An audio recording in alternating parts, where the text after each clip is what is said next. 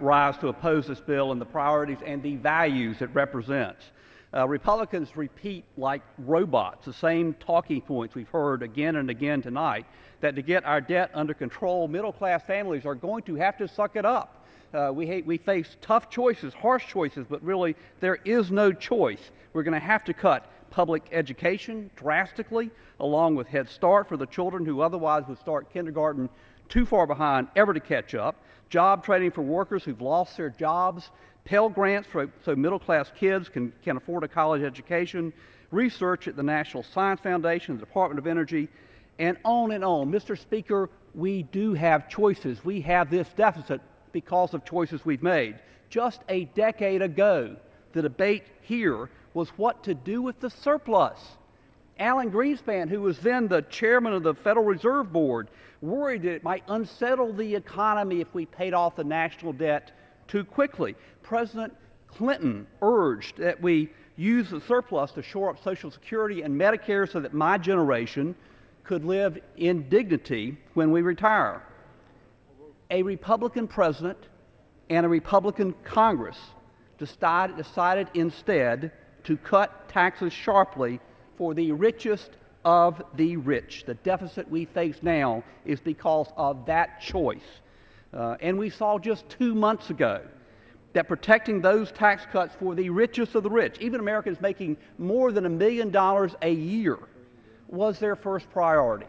So despite all of the weeping and wailing, the gnashing of teeth, the rending of garments about the deficit now, just 2 months ago, they said not a word about the deficit when they were voting to cut taxes, to explode the deficit by cutting taxes on the very richest Americans. So now Congress is voting to kick 200,000 kids out of Head Start so that Americans who worked and strived to be conceived to the right parents will have to pay little in inheritance taxes. Now Congress is voting to fire 17,000 teachers and special educators, so Americans making more than $1 million a year will not have to pay the income taxes that they paid in the 90s, which was hardly a confiscatory rate.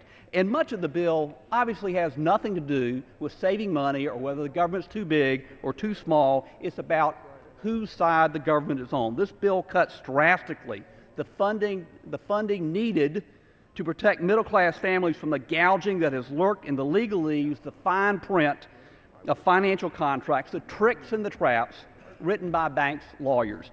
That cut has nothing to do with saving money. It is all about putting government on the side of financial predators, not on the side of hard-working, honest Americans trying to make an honest living.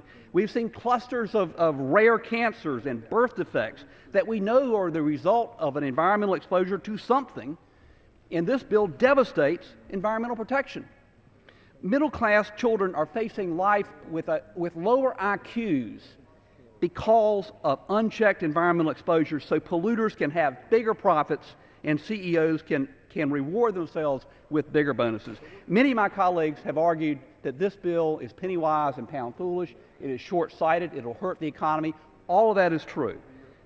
But I am most disturbed that this bill represents values that are incompatible with the values I learned at my mother's knee, the values of generations of Americans, the values of the faith traditions of most Americans, including me, the values that have been the glue that has held our country together in tough times. I will vote no. I yield back. Jim yields back. For what purpose?